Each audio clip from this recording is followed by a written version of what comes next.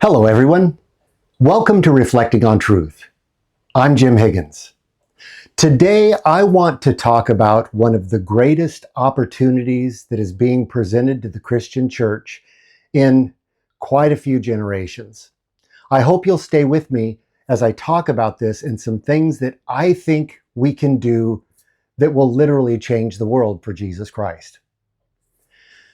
For the last several generations, at least in the United States of America, the government has been increasingly taking on the roles that have traditionally been served by the church. Increasingly, the government has been providing those services that provide food, that provide social support, that provide clothing, that provide a whole array of supports. And as the government has taken on this increasing role, the church has increasingly receded into the background, to the point, whereas the philosopher commentator Os Guinness described it, the church has become privately engaging, but publicly irrelevant. I'm going to do a totally different video on this comment or this idea at some later point. But I think it's important to note that there are a great many people who find their spiritual life to be privately engaging, but when it translates into public action, it really is publicly irrelevant. As the government has stepped into these roles, religion has been increasingly pressed out of the public sphere into the private sphere. And so whereas the church used to have so many charitable organizations that provide food to the hungry, that provide clothing, that provide health care, all of these have pretty much disappeared from the public arena, and the church is left primarily to deal with people's spiritual needs. Now, this is very different from the model that Jesus followed as he was on this earth. In Jesus's ministry, very often, he began with meeting people's physical needs of healing, of support, of forgiveness, of food, all of these things. And by demonstrating the love of God in an active and profound way, people were much more willing to listen to what he said about eternal values. As the public sphere, the government has taken on these roles, the church has become weaker and enfeebled and retreated back into the sidelines of society. Well, since the last election in the United States, the federal government is increasingly retreating from providing these services which people really need. Now, I'm not here to comment on whether this is a good thing or a bad thing. Personally, I'm not all that interested in politics because from my perspective, God is not a member of a political party. And last I heard, Jesus said his kingdom is not of this world, or his people would fight for this world.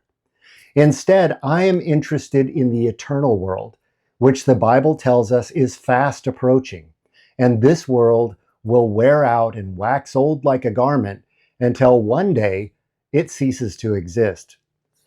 So the opportunity that I'm talking about is that as the government retreats from providing services, for example, I read in the New York Times just the other day that the federal government was withholding money that would go to the schools, public schools, for after-school programs, for supporting English as a second language learners, things like that. We also know that the government is cutting back on health benefits for some people. Here's the opportunity that I think is being presented to the church that will allow us to be relevant in ways that we have not been relevant for generations. What am I talking about?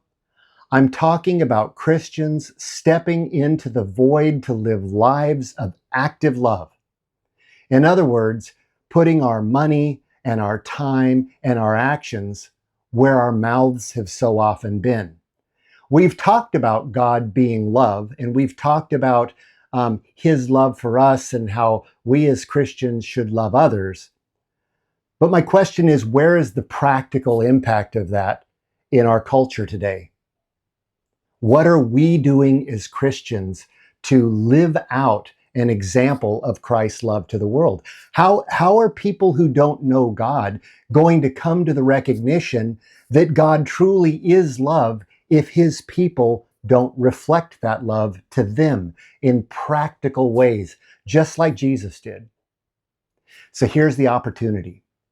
I want to encourage you in your congregation. If your congregation isn't willing to do it, try to get together an army of the willing to do it and put together practical ministries to support those people who will increasingly be in need in our communities.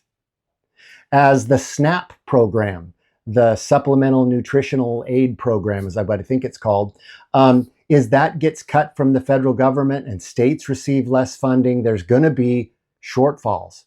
So what are we going to do as Christians? I recommend that we revisit the idea of creating food pantries. I know some churches still do this, but there are a great number of churches, some that I have attended as well, who have phased that out. Bring that back to provide food for the needy. There are people who will have less money available for clothes. Bring back a community services program that provides clothing to those people who don't have it. For as an example, with the federal government, if they cut back funding to providing training for people who are learning English, put together programs at your local church where you can help people learn English so that they can participate in the society in a vital way and thus improve their quality of life.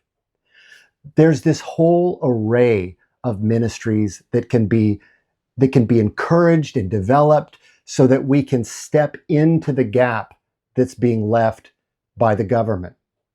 Now, this same thing has happened in Europe. Europe has had a social safety net that's been an envy of the world.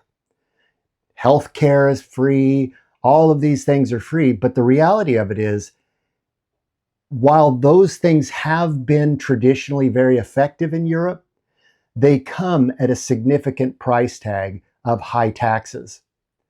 And as countries are facing increasing deficits, those governments also are going to find the need to retrench, especially if I'm just looking at the European countries as the United States is requiring them to pay more money for defense. Well, that money has to come from somewhere. And some of that is likely to be in safety nets, and people are going to be upset about that. And I think rightly so in some ways. I mean, you've come to count on a benefit. We as Christians should be less interested in whether the government is funding these things. To me, this is an opportunity, because if we as Christians can implement these programs that will step into that void and that we will feed the hungry, clothe the naked, help provide health care for those who need it. Like there are doctors who will volunteer to do dental clinics and medical screening clinics and things like that. Set that up in your local community, and you will suddenly demonstrate that the Christian church is a vital actor on the world stage. That we're not just religious in the private sphere of our own homes, but rather we are active participants in the world, making a difference in everyday people's lives. I want to conclude with the parable that I've shared before in a number of my talks that I've given here on YouTube, from the book of Matthew in the New Testament, chapter 25, where Jesus is talking about the end of time.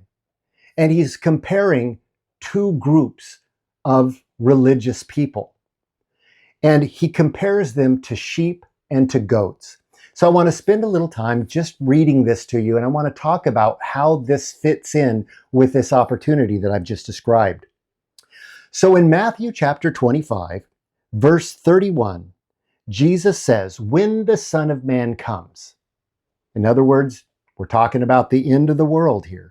"When the Son of Man comes in his glory, and all the angels are with him, he will sit on his glorious throne.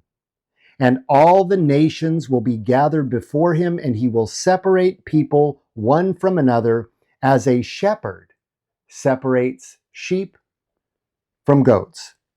And he's going to put the sheep on his right-hand side, and the goats he's going to put on his left-hand side.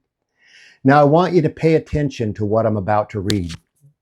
In verse 34, Jesus says, "Then the king will say to those on his right, the sheep, 'Come, you who are blessed by my Father, take your inheritance, the kingdom prepared for you since the creation of the world.'"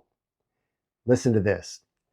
"For I was hungry, and you gave me something to eat. I was thirsty, and you gave me something to drink. I was a stranger, and you invited me in. I needed clothes, and you clothed me. I was sick, and you looked after me. I was in prison, and you came to visit me."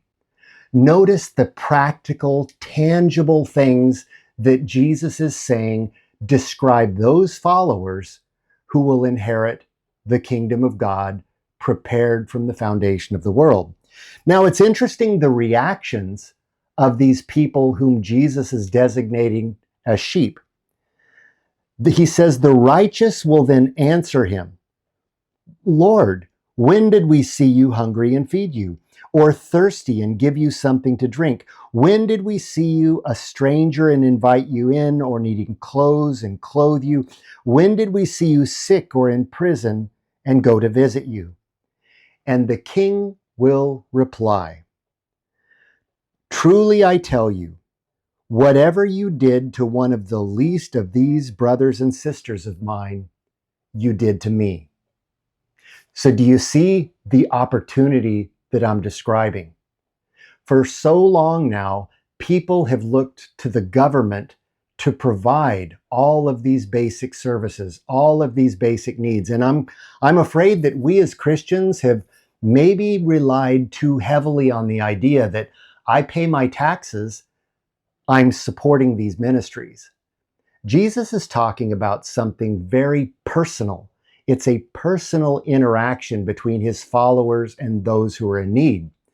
And as the government retrenches from providing these services, this is like a once in a lifetime, literally lately, as things have stood lately, this is like a once in a lifetime opportunity when the church can step forward and make a difference of such a magnitude that people will look at us, as the Bible describes the apostles, and say, "These people have been with Jesus."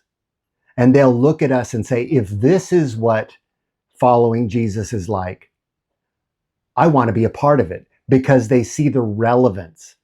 Rather than being privately engaging and publicly irrelevant, we can be privately devoted and publicly relevant and make the difference that Jesus called on us to make.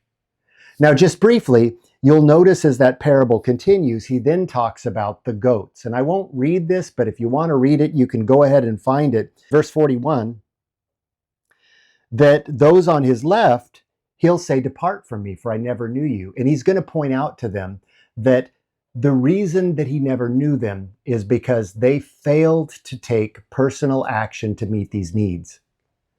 Well, when the government's meeting all the needs, it's kind of hard to step in and meet those important needs. But now we have this opportunity. And I want to encourage you as an individual believer, but also in your local congregation and in broader church organizations.